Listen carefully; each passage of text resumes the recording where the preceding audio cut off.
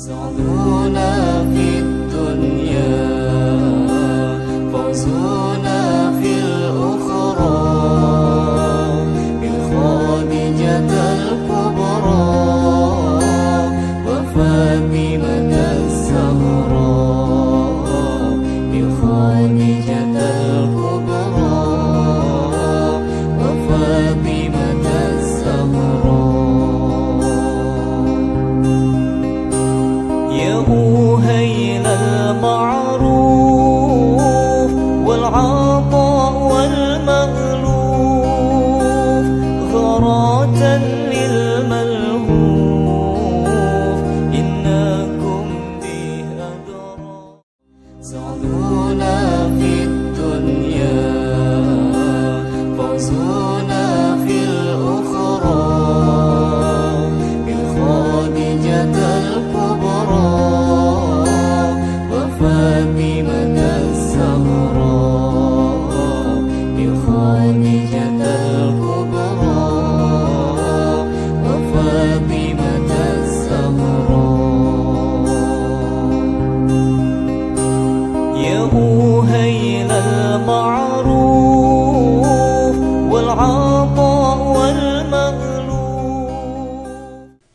السلام عليكم ورحمة الله وبركاته.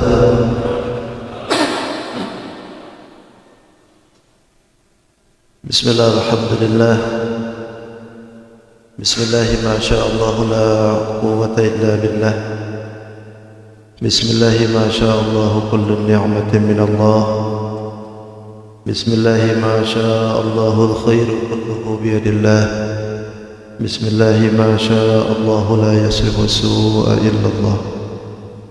أشهد أن لا إله إلا الله وحده لا شريك له، وأشهد أن سيدنا ونبينا محمدا عبده ورسوله صاحب الحوض والشفاعة.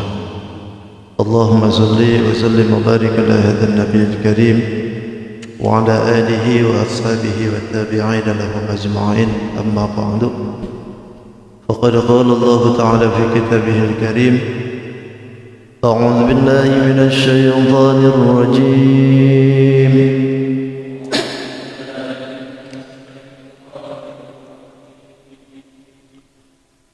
بسم الله الرحمن الرحيم.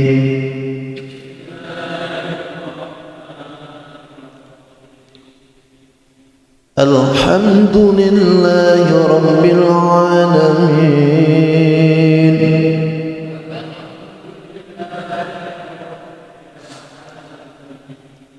الرحمن الرحيم. مالك يوم الدين.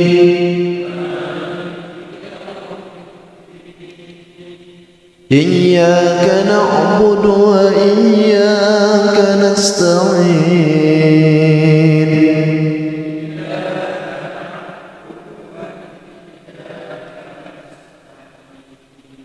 اهدنا الصراط المستقيم.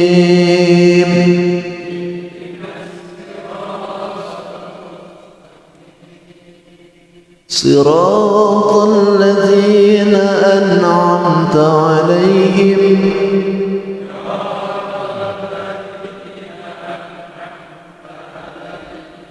غير المغضوب عليهم ولا الضالين.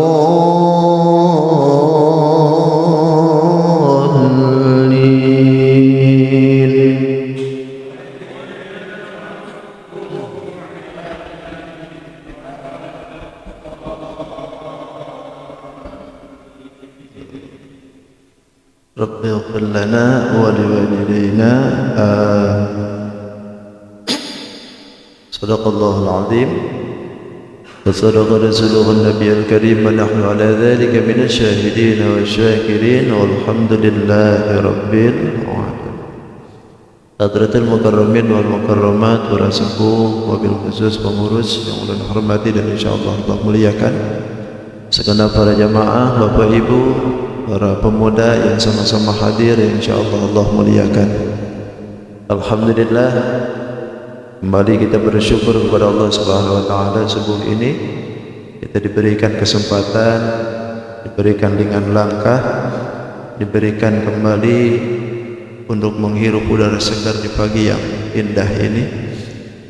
Mudah-mudahan apa yang sudah kita lakukan, baik yang wajib, yang sunnah, infak dan sebagainya, senantiasa diterima dan diridai oleh Allah Subhanahu wa taala.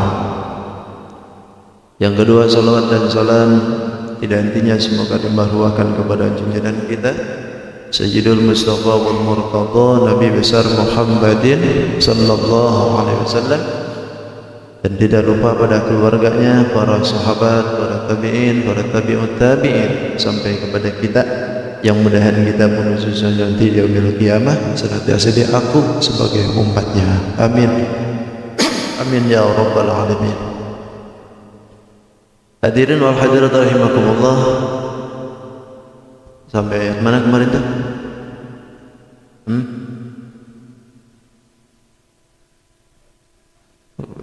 Iyyaka na'budu wa iyyaka nasta'in ya. Sampai situ ya. Sekarang ihdinas siratal mustaqim. Ihdinas siratal mustaqim. Beresin lah cepat sebelum rumah. Sebelum puasa beres nih. Ihdinas siratal mustaqim, maknanya wallahu a'lam bi hakikatul murad. Ihdina bukan nunjuki kami semua as-siratal mustaqim, pada jalan yang lurus. Siratal ladzina, yaitu jalannya orang-orang an'amta, yang telah Engkau beri nikmat alaihim kepada mereka, ghairil maghdubi, dan bukan jalan yang dibenci alaihim kepada mereka, waladhdallin, dan juga bukan jalan yang sesat. Ihdinas siratal mustaqim, ini kelanjutan dari ayat kemarin.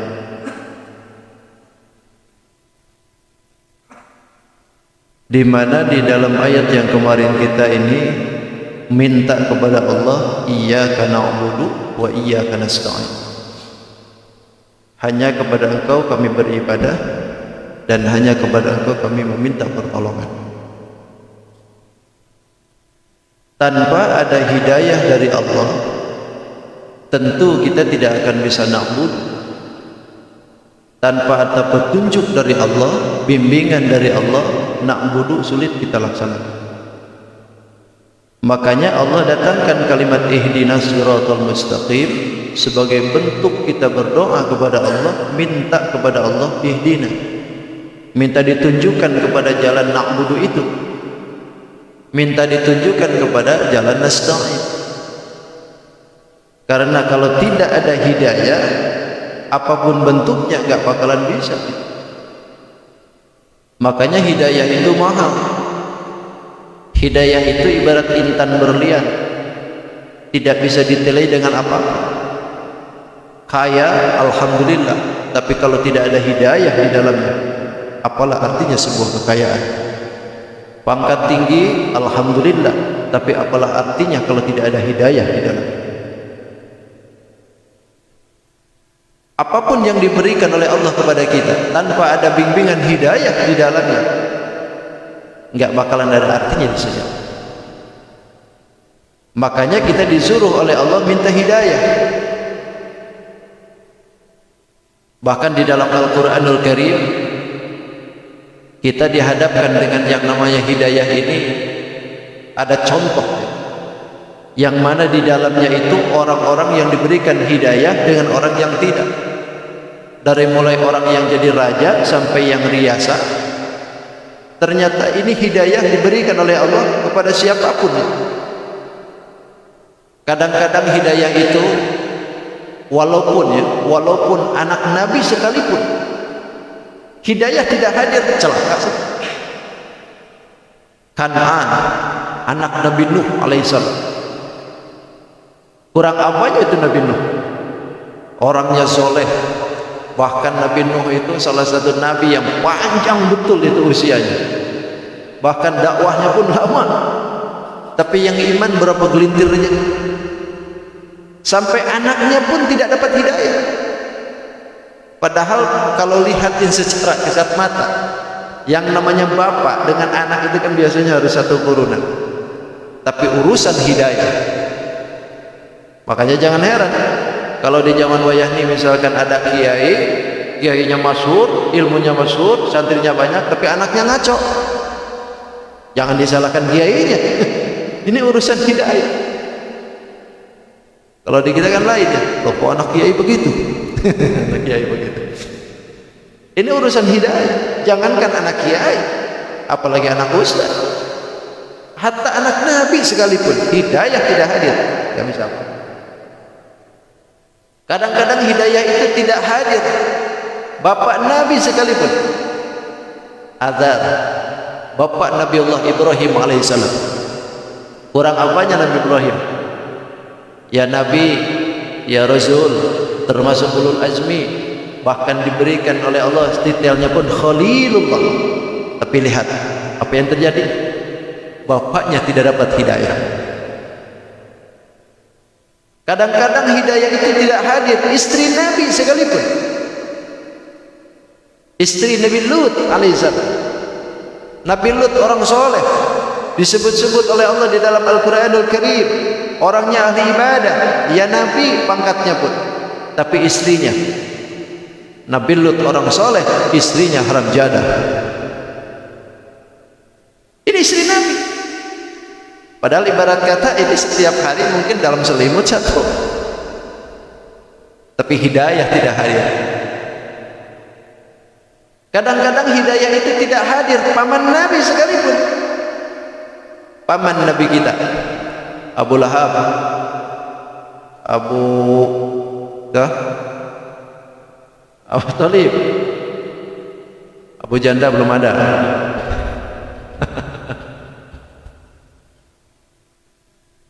Ini kan paman Nabi.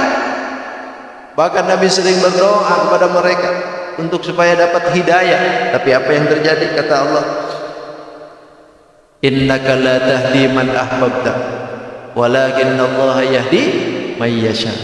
Innaka, sesungguhnya engkau ya Muhammad, la tahdi, tidak akan bisa menunjukkan, man ahbabta, kepada siapapun yang kau cintai sekalipun, walakin Allah, tetapi Allah lah yahdi, yang memberikan hidayah, may yasha, kepada siapa yang dikehendaki. Makanya hidayah itu mahal. Istri Nabi, paman Nabi, anak Nabi, bapak Nabi, semua tidak dapat hidayah. Makanya beruntung, alhamdulillah, kita ini loh, paman Nabi aja bukan, anak Nabi aja bukan, ponaan aja bukan, tapi kita dapat hidayah. Alhamdulillah. Kopi datang. Men alamatnya. Rahasia. Itu. Jadi itu syukurlah kita nih, karena hidayah itu mahal. Hidayah gak bisa ditilai dengan apapun hidayah, ya. Sekalipun kita ini kaya raya, tapi hidayah gak ada, wah laka kita. Maka bersyukur kita pada hidayah. Maka Allah berikan kepada kita, ihdinas siratal mustaqim. Minta kata Allah untuk petunjuk. Nah, kalimat ihdina ini kembali kepada ayat. Kalimat ihdina ini kalau ditinjau dari segi bahasa kalimat, ihdi itu kan fi'il amar, yang mana di dalamnya ini takdirnya anta, ihdi anta. Makanya kan, moga engkau berikan hidayah kepada kami. Mana engkaunya? Ya anta, takdirnya. Sedangkan nahnya ini adalah isim domir, domir muttasil baris, mabni sukun di dalam mahal nasab, karena ini adalah menjadi isim, jadi isim bahkan menjadi maf'ul bih dari lafaz ihdi. Sedangkan as-sirat ini jadi maf'ul, al-mustaqim ini pun juga jadi isim juga, jadi nasab. Ciri nasabnya adalah iya. Kenapa jadi as-mustaqimah? Sebab jadi ini jadi maf'ul daripada as-sirat. Jadi ini jadi apa? Ciri nasabannya iya. Kenapa dia dapat bisa? Karena iya itu ciri nasabnya itu dua. Wa ammal ya fatakunu ala wa ammal ya fatakunu ala, lupa lagi ya. Ada yang hafal enggak faedahnya? Ada ya?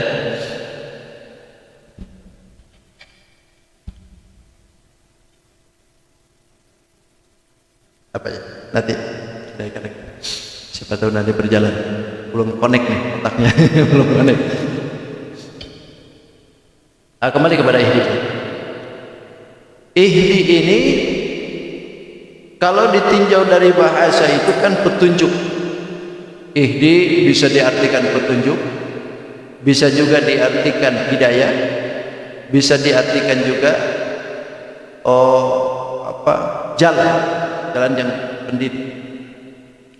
Nah, kalimat ihdi ini sebetulnya kalau ditinjau dari ihdinya saja, hidayah yang mana yang tentunya yang harus kita pinta ini? Karena kalau hidayah ini kan banyak. Ada di dalam kehidupan ini yang ihdina itu kalimat hidayahnya. Ada yang hidayah itu sifatnya hidayah ghoriziyah. Hidayah naluri disebut. Ada lagi hidayah panca indera atau yang disebut dengan hidayah hawasi. Ada lagi yang disebut dengan hidayatul aqli, hidayah akal. Ada lagi hidayatul agama, hidayatul din. Dan ini kan hidayah semua. Pertama ada hidayahnya disebut hidayah ghorizi, hidayah naluri. Ini hidayah naluri kalau dilihat dari segi naluriah, sebetulnya diberikan oleh Allah bukan hanya kita sebagai manusia saja, bahkan binatang pun dikasih hidayah naluri ini. Disebutnya hidayah ghoriziyah, hidayah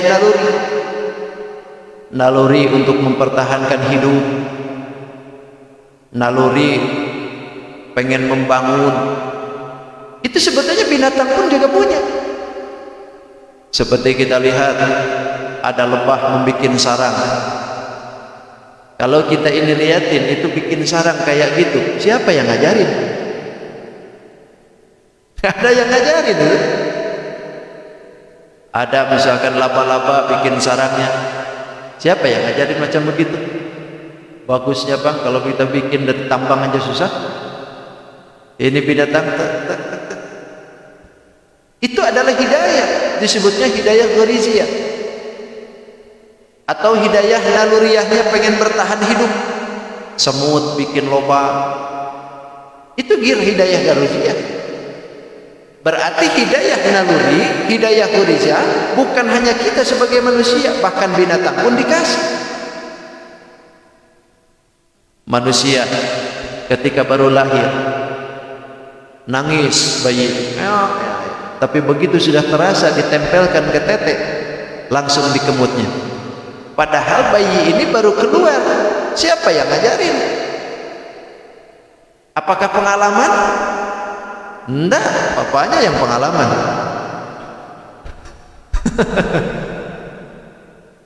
Kalau bayi ini nggak ada pengalaman, yang ngajarin nggak ada, kursus apalagi. Tapi begitu bayi keluar ditempelin tete itu langsung dikemutnya. Itulah disebutnya hidayah ghoriziyah, mempertahankan naluri itu disebut.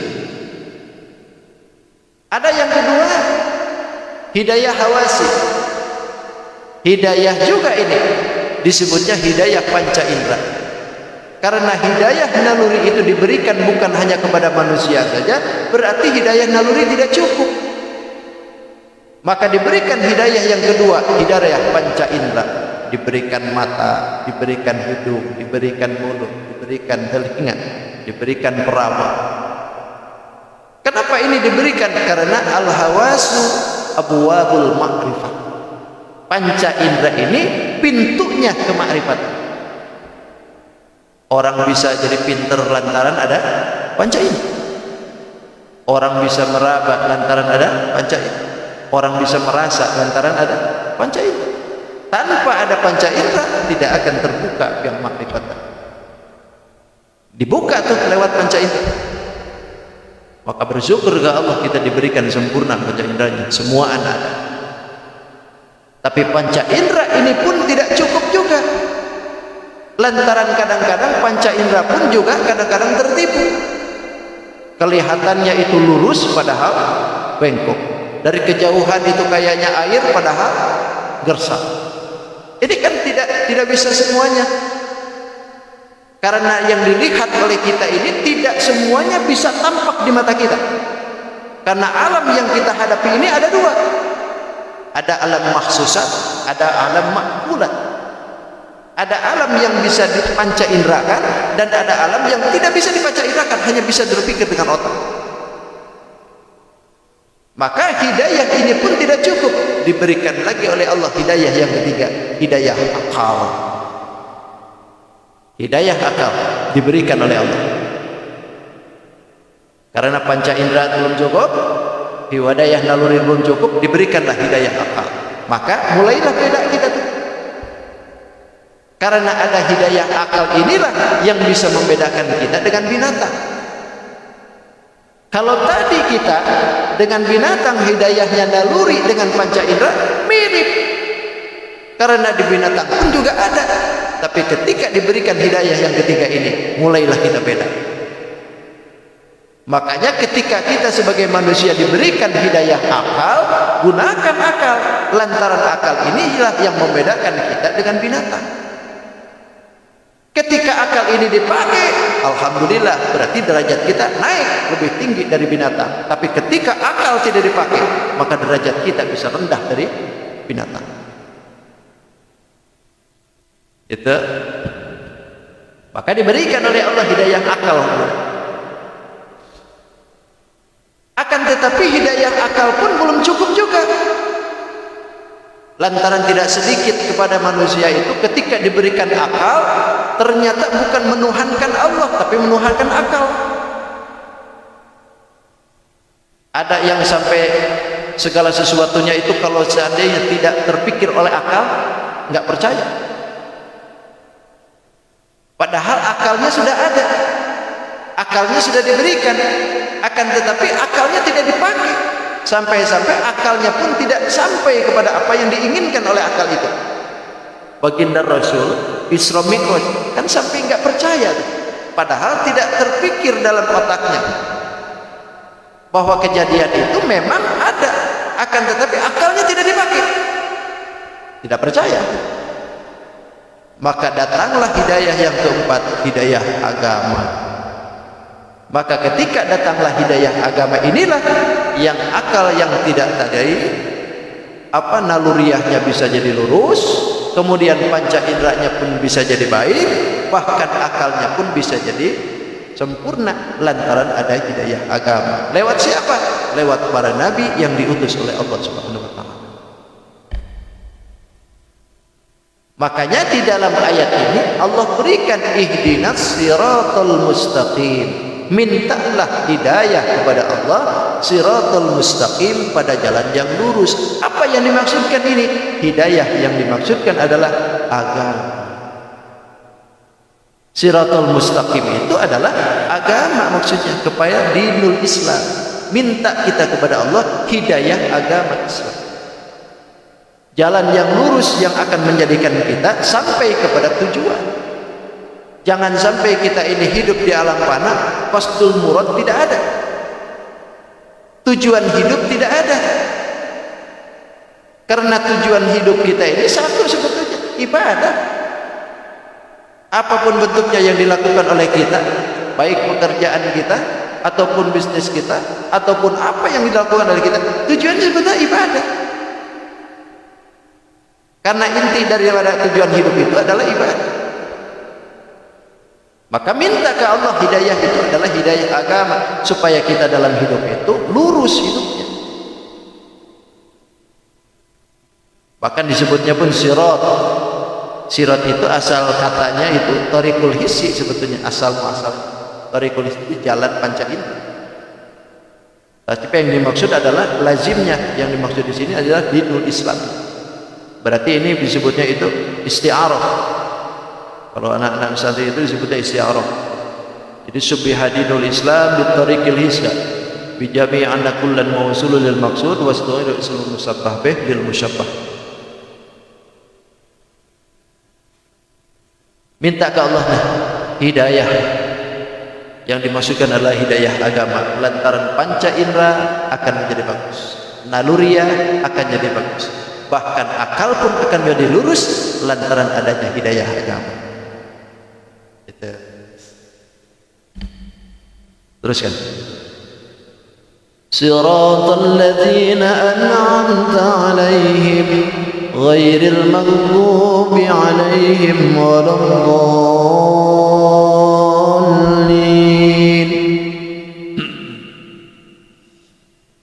Ayat terakhir nih. Selesai sudah. Beres kontrak. Beres kontrak. Jalan apa yang dimaksudkan itu? Tidak lain siratal mustaqim, itu jalan yang lurus itu adalah siratal ladzina, yaitu jalannya orang-orang an'amta 'alaihim, yang telah Engkau berikan nikmat kepada mereka. Alladzina an'amta 'alaihim, orang-orang yang telah diberikan nikmat itu. Ini adalah jalannya orang-orang yang siratal mustaqim. Siapa mereka ini yang telah diberikan an'amta itu? Memang dalam tafsir itu banyak ya. Ada yang menyebutkan yang dimaksud alaihim an'amta itu sebagaimana yang disebutkan di dalam Al-Qur'anul Karim. Ada ayat yang menyebutkan wa may yuti'illaha war rasul fa ulaika ma'al ladzina an'ama Allahu 'alaihim minan nabiyyin was-siddiqin wasyuhada'i was-salihin wa hasuna ulaika rafiqa. Ada yang menyebutkan itu. Jalan siapa yang dimaksudkan itu? Pertama kata Allah, ulaika ma'al ladzina an'amta 'alaihim minan nabiyyin. Jalan yang dimaksudkan yang telah diberikan nikmat itu adalah jalannya para nabi. Jadi minta ke Allah kita nih ngikutin itu, ngikutin jalannya para nabi, karena para nabi ini telah diberikan nikmat oleh Allah. Ada yang kedua siddiqin, orang-orang yang jujur, orang-orang yang benar. Kalimatnya pun siddiq. Siddiq itu benar, bukan hanya dari segi kepintarannya yang ditonjolkan, tapi benernya yang ada. Sebab kalau orang itu benar pasti pinter, tapi kalau orang pinter belum tentu benar ya. Orang jujur pasti pinter, tapi kalau orang pinter belum tentu jujur. Makanya yang dimaksudkan ini adalah siddiqnya, bukan patonah gitu. Tidak begini ayat itu, minan nabiyyin wal fatiyyin. Daripada jalan-jalannya orang para nabi dan juga orang para pinter-pinter gitu. Nah, tapi yang dimaksudkan oleh Allah adalah siddiq, benar. Karena kepintaran itu semuaan juga bisa pinter. Bahkan kalau dibanding kepintaran kita dengan iblis, iblis itu jauh lebih pintar dari kita. Iblis itu jauh lebih pintar dari kita. Nah, di dalam surat Al-Baqarah coba lihat. Kepintaran iblis itu sampai 2000 tahun jadi dosennya malaikat. Iya. Ngajarin malaikat itu enggak tanggung 2000 tahun. Bahkan jadi penjaga surga saja, mondar-mandir di surga sampai 4000 tahun. Ibadahnya ibadah itu loh. Ngeliling aras itu sampai 8000 tahun tuh iblis.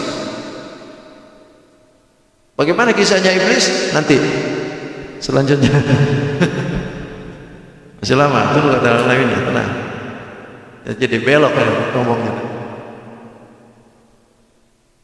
Jadi yang dimaksudkan oleh Allah itu orang-orang siddiq saja yang kita ikuti itu.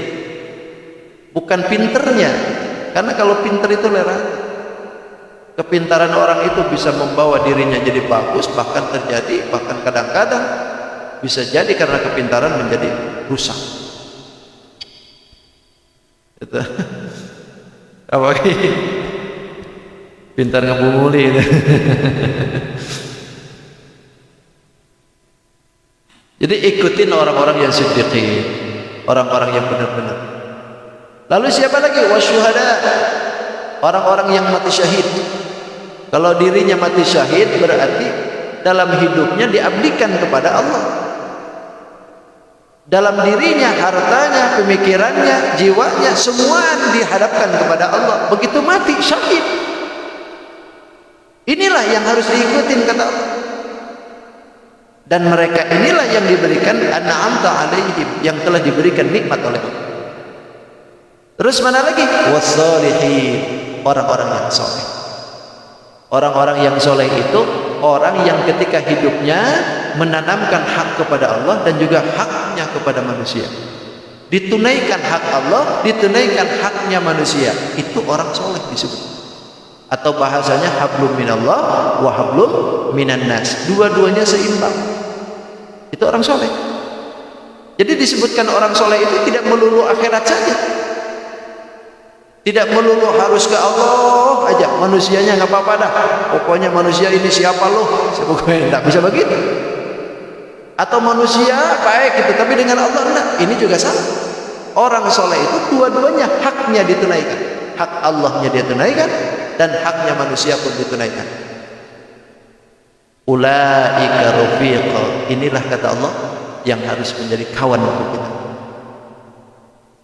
Karena mereka inilah yang disebutkan oleh Allah yang duluan dapat nikmat itu. Maka ngikutin ke situ.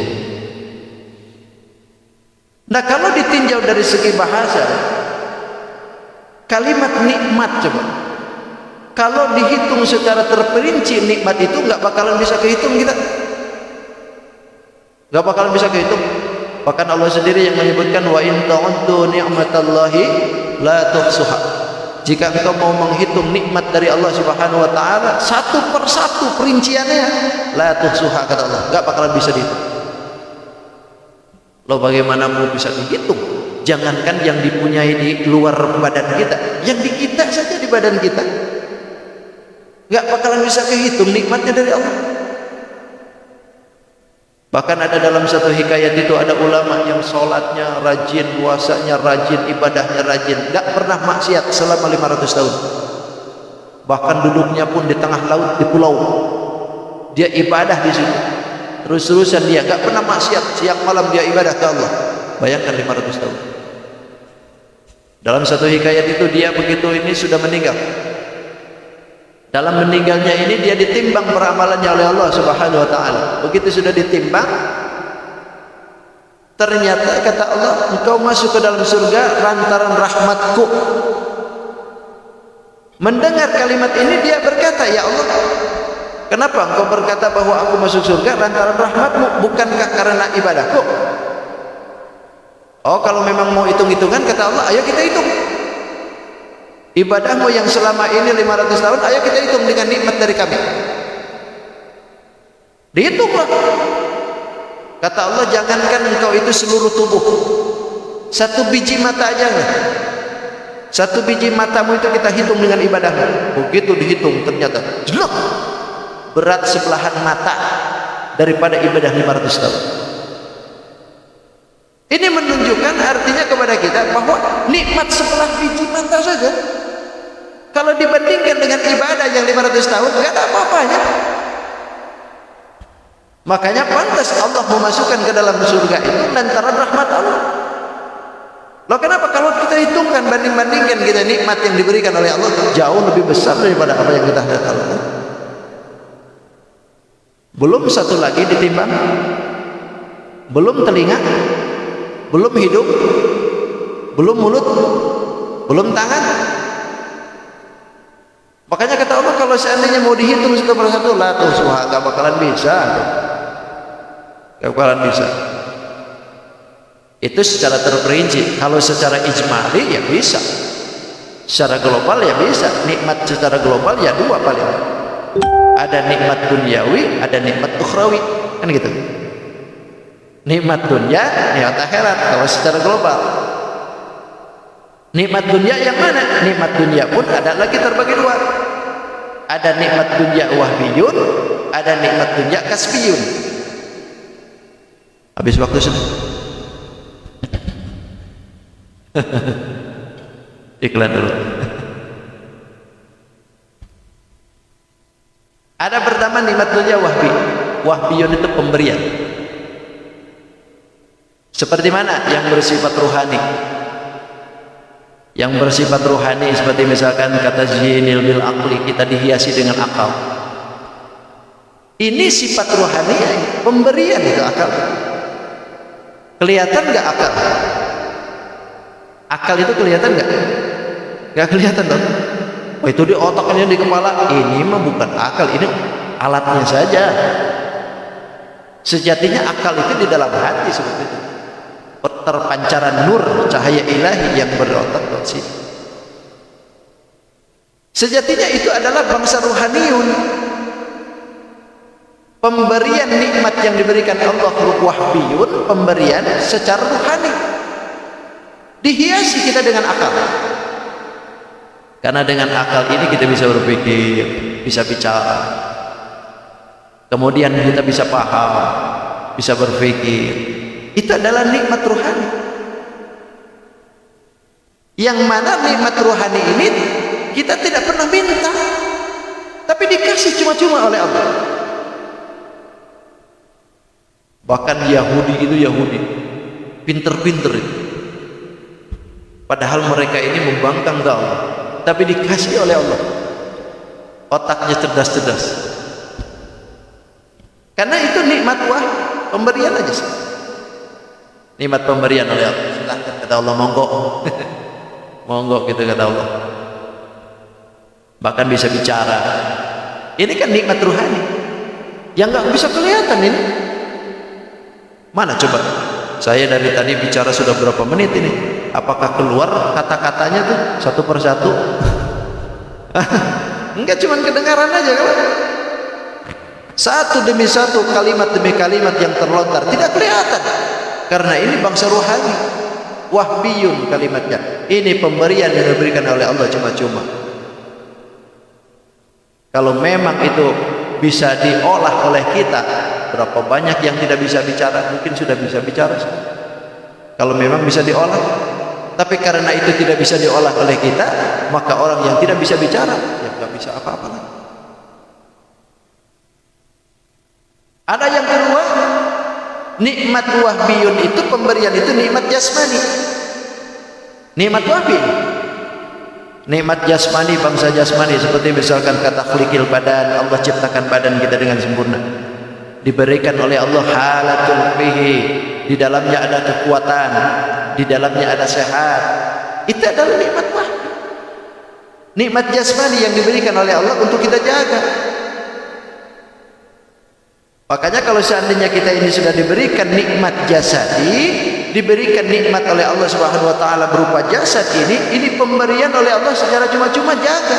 Karena ini bentuk daripada amanah yang sewaktu-waktu pasti yang namanya simpanan, yang namanya titipan pasti ditarik. Makanya ketika kita nanti sudah selesai dalam urusan kita, sudah selesai kita ini MOU-nya, beres, kita ditarik lagi. Innalillahi wa inna ilaihi raji'un. Selesai. Karena badan kita milik Allah, dari Allah, di perjalanan Allah, dan akan kembali kepada Allah. Itu yang disebut dengan kata bijaknya purwadaksi. Purwadaksi itu kan bahasa Sanskerta. Dua tuh. Yang kedua, ada nikmat wahbi itu nikmat kasbi. Kalau tadi itu pemberian cuma-cuma, kalau sekarang ini nikmat dunia tapi nikmat kasbi, pemberian tapi harus ada kasar, ada usaha. Seperti misalkan kata tazkiyatin nafsi, badan kita kotor, ya bersihkan dong.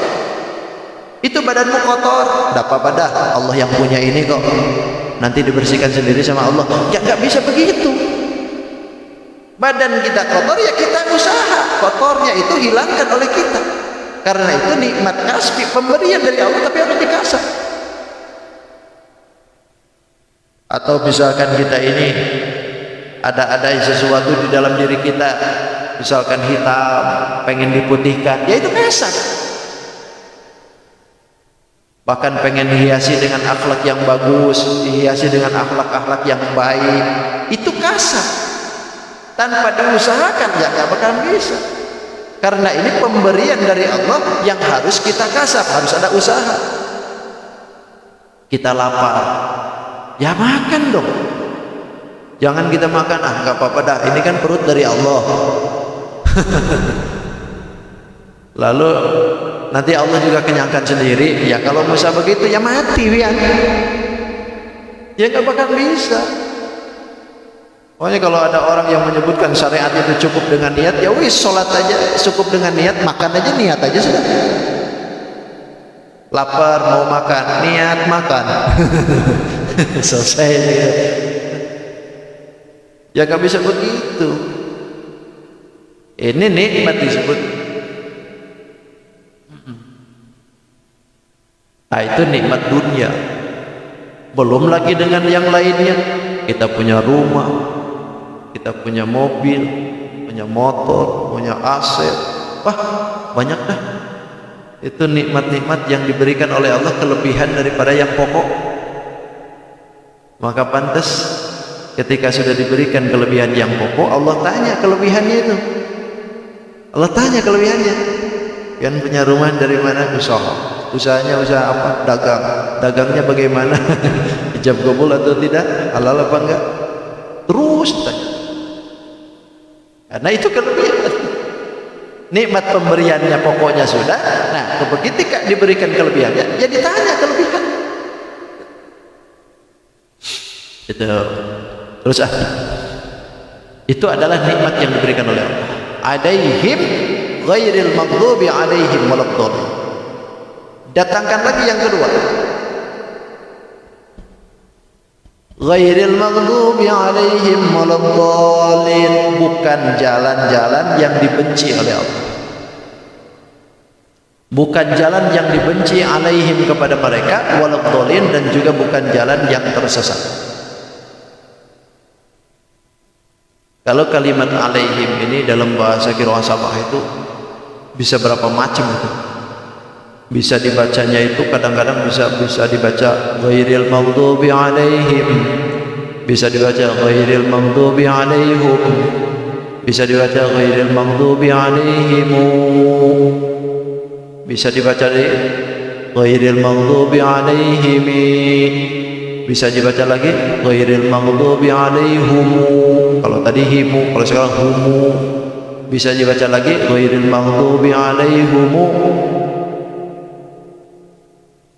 Kenapa bisa begitu?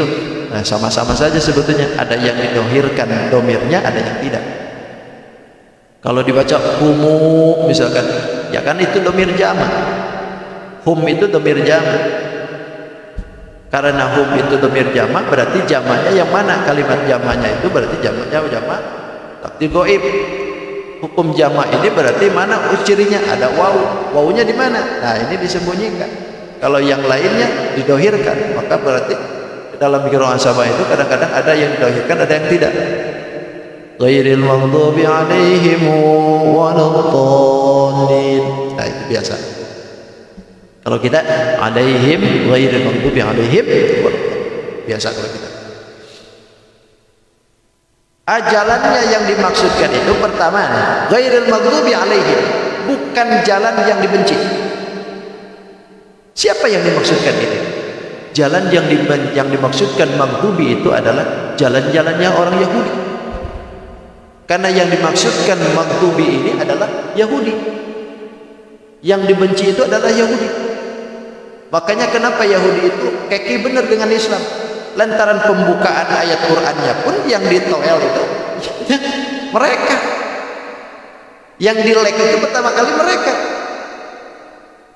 Yang dimaksudkan maghdubi itu adalah mereka. Kenapa dibenci?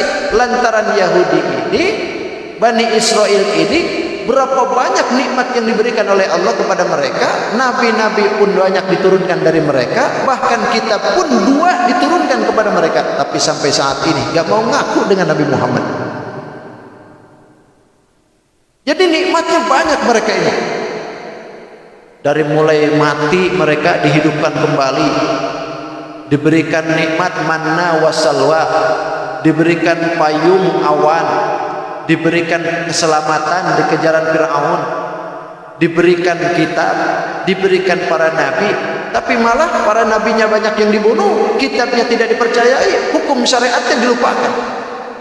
Ini Bani Israel. Makanya jangan kaget, zaman sekarang pun juga dia tetap aja begitu. Itu. Karena inilah yang dibenci oleh Allah.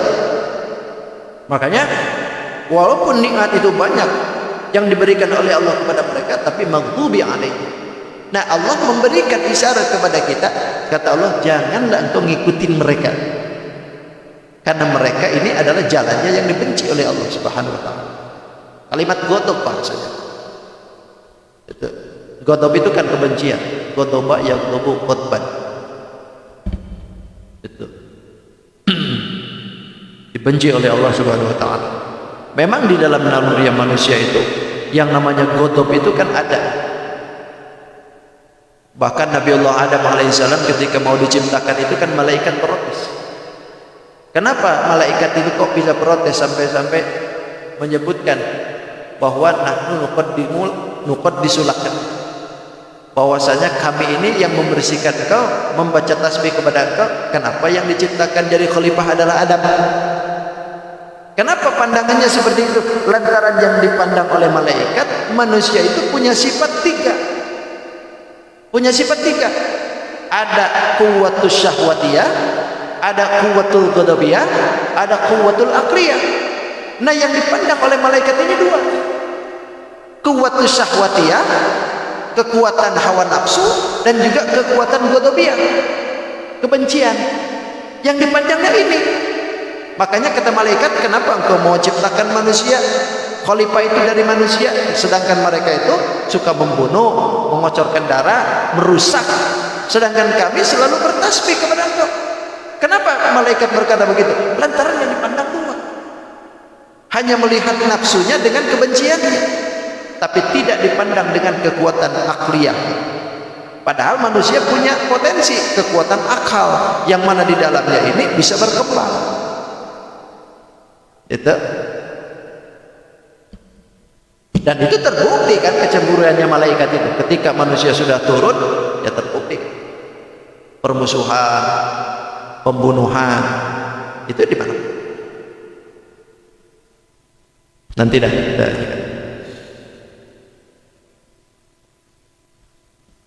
Terus yang kedua, waladhdallin, dan juga bukan jalannya orang-orang yang tersesat. Siapa mereka? Wahum an-nasar.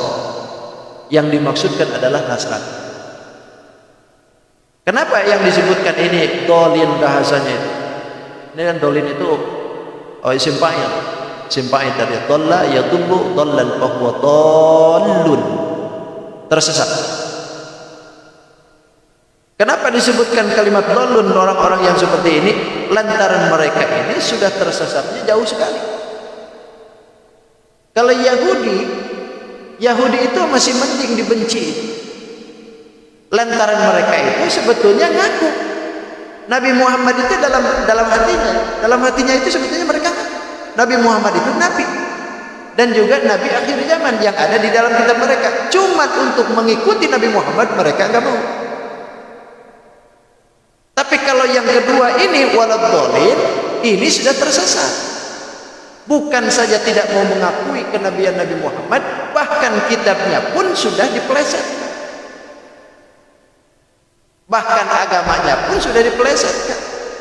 Bahkan nabinya pun bukan dijadikan sebagai wejangan atau sebagai ikutan, akan tetapi dijadikan sebagai Tuhan. Makanya pantas kalau itu. Bahkan membingungkan kan?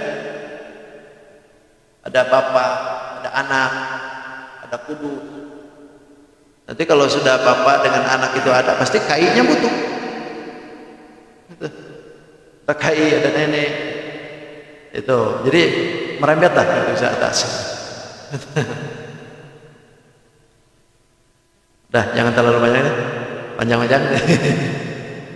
Nah inilah yang disebutkan dalam kategori ulama. Makanya tidak diperkenankan kata Allah mengikuti dua jalan yang ini. Pertama, jangan mengikuti jalan yang maghdubi, yang dibenci, dan juga jangan mengikuti jalan yang walad-dhalin, yang tersesat. Karena ini merupakan jalan yang celaka. Ikutilah kata Allah yang jalan yang tadi, siratal ladzina an'amta alaihim. Karena mereka ini adalah para nabi, para siddiqin, para soleh, para syuhada. Ini mereka sudah diberikan nikmat oleh Allah. Bukan hanya dunia saja, bahkan akhirat pun diberikan. Ikuti itu kata Allah. Ikuti. Karena itulah hakikat dari hidayah untuk kita ikuti.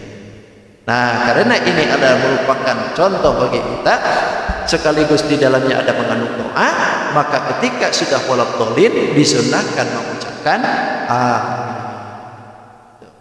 Karena kita minta, yang pada akhirnya minta itu harus diijabah, maka ijabah doanya kalimat amin inilah yang menyertakan gitu.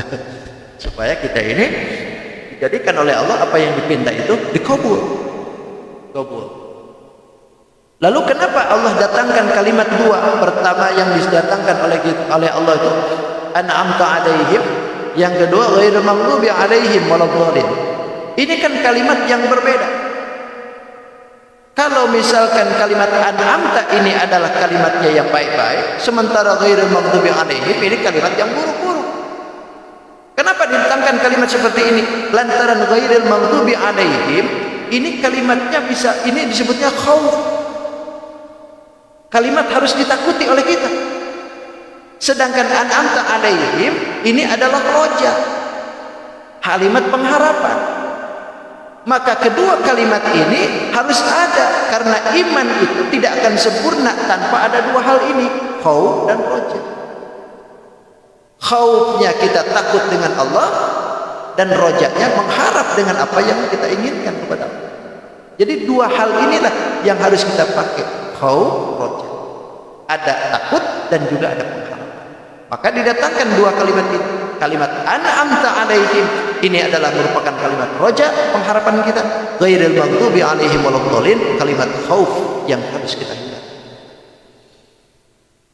Cukup sudah. Sadaqallahu. Insyaallah.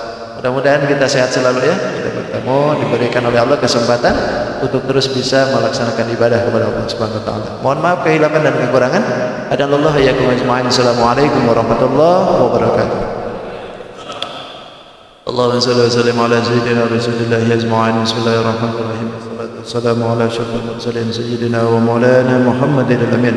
اللهم رب انفعنا بما علمتنا رب علمنا الذي ينفعنا رب فقهنا وفقه أهلنا وقربت لنا في ديننا توسلنا بالتعلمين أن ترزقنا الواسعة وأن ترزق الآمنة ربنا آتنا في الدنيا حسنة وفي الآخرة حسنة وقنا عذاب النار بفضل سبحان ربك رب العزة عما يصفون وسلام على المرسلين والحمد لله رب العالمين. تقبل الله منكم. سبحانك اللهم وبحمدك أشهد أن لا إله إلا أنت أستغفرك وأتوب إليك. سلام عليك يا رفيع الشان وترجي عطفتي يجي رجل العالمين يا